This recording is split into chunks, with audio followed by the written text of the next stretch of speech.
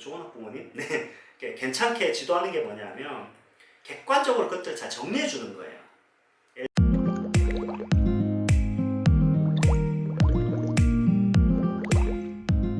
네, 안녕하세요. 레슨포케아트 연극영어원 원장 이상민입니다. 지난주에 저희 유튜브에서 학부모님들께 드리고 싶은 얘기들을 5가지 정리했죠. 그래서 오늘은 지난주에 이어서 나머지 6번에서 10번까지 내용을 준비했는데요. 바로 들어갈게요. 6번째는 과정을 기록하고 체계적으로 관리해 주세요입니다. 과정을 기록하고 체계적으로 관리해 주세요. 이게 무슨 말이냐면요. 입시는 결과보다는 과정으로 어필하는 게 많아요. 대학은 생각보다 이 과정을 중요시해요, 교수님들은. 현재 어떤 학생들이 영화 쪽에 관심 있다 그러면 좋은 학부모님? 네. 괜찮게 지도하는 게 뭐냐면 객관적으로 그것들을 잘 정리해 주는 거예요. 예를 들어서 영화 찍은 것들, 작은 어떤 창작한 것들, 학생이 이렇게 그런 것들도 놓치지 않고 다 기록해 주고 정리해 주고 날짜별로 또는 주제별로 정리를 도와주고 이렇게 데이터베이스화 시키는 게 굉장히 중요하다는 거죠. 그런 것들이 쌓이면 그게 곧 포트폴리오가 되고, 그게 곧 면접 자료가 되고, 그게 곧 자기소개서 내용이 되는 거고, 그게 곧 생기부 내용이 되는 거거든요. 그래서 학생의 과정, 예를 들어서 서울예대 연출과 입시도 포트폴리오 제출로 바뀌었잖아요. 그런 포트폴리오를 저희가 수석이 나왔어요. 서울예대 연출과가 작년에. 그 수석 학생 같은 경우도 그냥 고등학교 때 본인이 그 학교에서 찍은 거, 밖에서 찍은 공연 활동한 거 이런 것들 정리를 잘했거든요.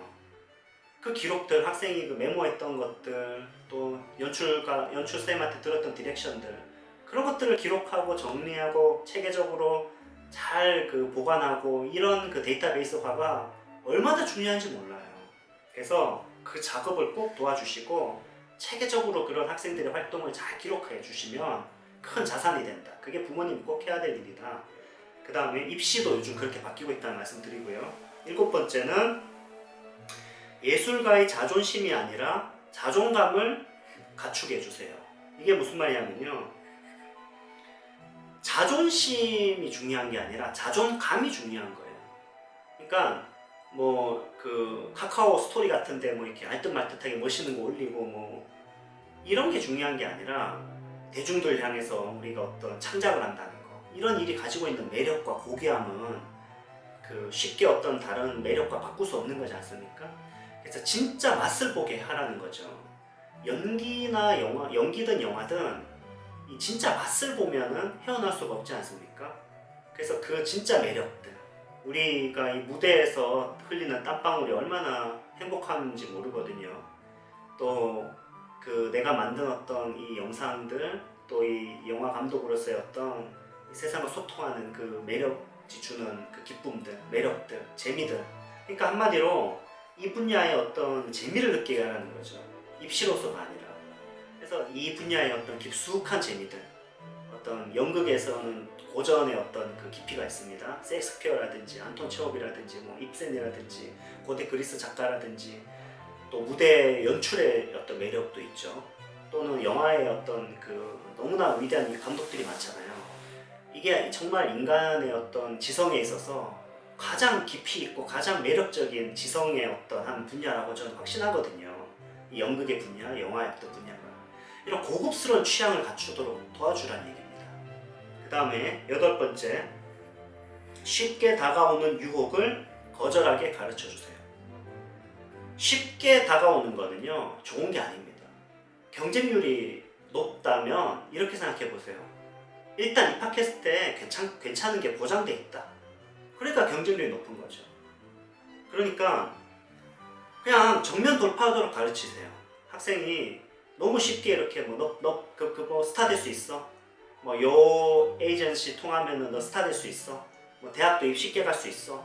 글쎄요, 과연 그렇게 되는 게 있으면 쉽게 그런 기회를 줄까요? 그냥 이 연극영화 분야는 전공법이 제일 좋습니다. 한예종 입시가 세면요, 한예종 지원하세요. 서울예대 입시가 세면 서울예대 입시 준비하는 게 좋겠죠. 그래서 정면 돌파할 수 있도록 가르쳐 주시는 게 훨씬 더 좋고요. 그렇게 정면 돌파를 하다가 이렇게 자기 분야가 생기는 거거든요. 무조건 다 그 합격한다는 건 아니지만 그 정면 동파의 과정을 통해서 생각해보니까 이쪽이 더 좋네 하면서 자기 분야를 찾아가는 거기 때문에 어떤 이 가장 높은 분야, 가장 어려운 길을 선택하는 게 저는 가장 빠른 길이라고 생각을 해요. 왜냐하면 거기서 이렇게 파편이 돼서 자기 분야가 정해지는 거거든요. 근데 처음부터 막 요령껏 빠른 길을 선택하려고 하고 그러면 제가 좀 냉정하게 말하면 먹잇감이 되기 쉽습니다. 그리고 상당히 그렇게 얄팍하게 그렇게 할 수 있는 그런 게 너무 많아요. 그래서 웬만하면 정면 돌파, 웬만하면 경쟁률 치열한데 도전하도록 해서 학생들이 그만큼 강한 어떤 실력을 갖출 수 있도록 인도해 주는 게 훨씬 낫습니다. 그리고 그럴 때 생각지 못한 기회가 열리는 게 있어요. 그래서 쉽게 다가오는 유혹을 거절하는 것, 그리고 정면 승부를 하는 게 훨씬 좋다. 그 다음에 9번째, 이 분야의 일에 대한 고귀함을 갖게 하세요. 예, 요거는 이제 아까 얘기한 거랑 좀 비슷한데 결국은 이제 이 분야의 일에 대해서 어떤 그 제대로 된 어떤 맛을 보게 하고 이 분야의 어떤 가치를 중심으로, 가치 중심으로 해서 이 분야의 매력을 느끼게 해야지 물질적이거나 뭔가 이렇게 어떤 눈앞에 보이는 어떤 이득에 대해서 생각보다는 이 분야의 어떤 가치, 이 분야의 어떤 매력 이런 부분에 학생들이 눈이 뜰 수 있도록 지도해주고, 그래서 같이 공연을 본다든지, 좋은 공연 말이죠, 어떤 같이 영화를 본다든지. 저는 진짜 체코에 갔을 때 체코에 그 고성이 있어요. 아주 오래된 성에 오페라를 하는 거죠. 그 새벽 2시에 끝났는데 그 60이 넘은 그 중년 부부가 손을 잡고 그 공연을 보고 이렇게 내려오시더라고요. 여러 명들이. 그러면서 그 오늘 본 오페라에 대해서 토론하고 이런 모습을 봤는데 문화 예술이 주는 힘이란 게 그런 거죠. 우리 인생을 좀 더 고귀하고 좀 더 고귀하게, 좀 더 깊이 있게 만들어낼 수 있는 어떤 그 고결함이 있는 거죠.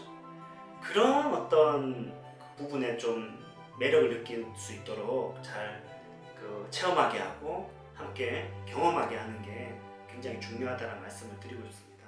마지막으로 이 모든 이제 것들을 정리하는 마지막 10번째는 행복한 사람으로 성장하도록 격려해 주세요라는 말입니다. 우리는 행복하기 위해서 사는 거라고 저는 생각을 해요. 어떤 목적을 이루기 위해서 사는 것도 결국은 따지고 보면 행복하기 위해서 목적을 이루는 거잖아요. 예술을 선택했다면 결국 저는 어떻게 사는지에 대해서 배워가는 게 예술을 한다는 어떤 하나의 이유라고 생각을 합니다. 이 삶을 살아가면서 더 행복해질 수 있다면 그걸로도, 그 하나의 이유만으로도 이 분야를 선택한 이유가 되지 않을까요? 행복한 사람이 될 수 있도록 격려해 주시는 게 저는 최고라고 생각합니다.